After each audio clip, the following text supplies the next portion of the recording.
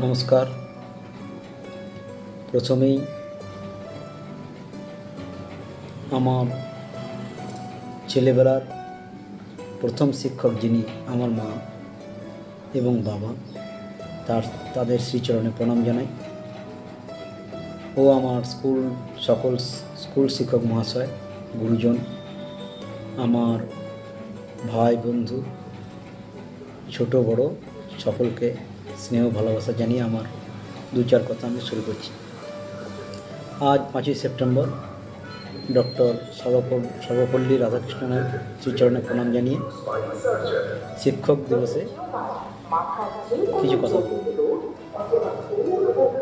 কথা বলতে আমাদের জীবনের কথা। একটা ছবি দেখতে পাবেন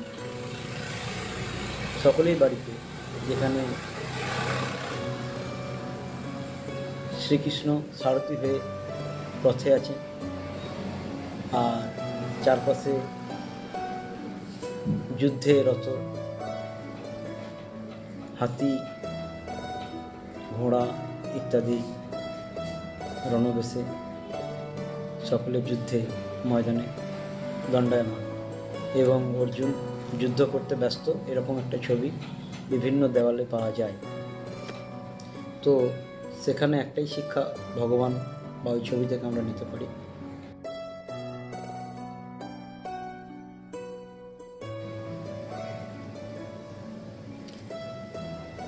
জন্ম থেকে বড় হওয়া পর্যন্ত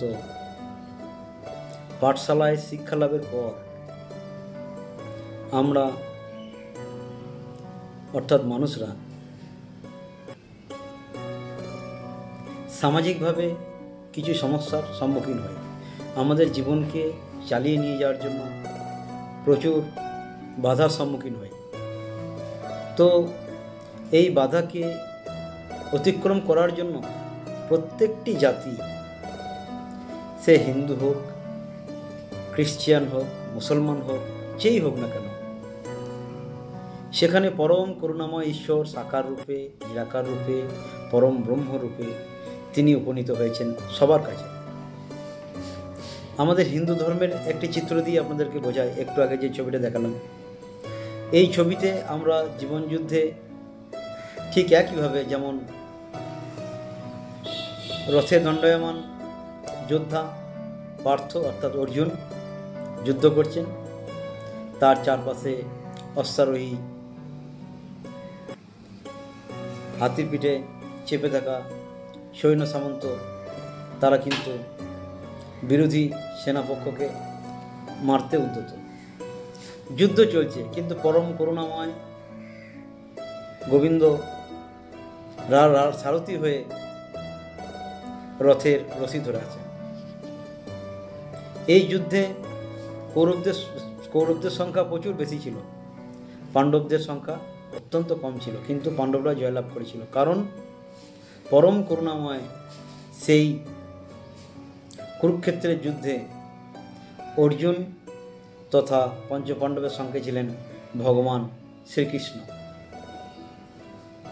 সেই রূপে প্রত্যেকটি জাতির পরম করুণাময় আল্লাহ, ঈশ্বর, খ্রিস্ট সকলেই কিন্তু সকলের পাশে আছেন। প্রত্যেক মানুষের পাশে তারা পথ দেখিয়েছেন, তারা ধর্মীয়ভাবে নিজে এই পৃথিবীতে ধরাধামে এসে শিক্ষা দিয়েছেন।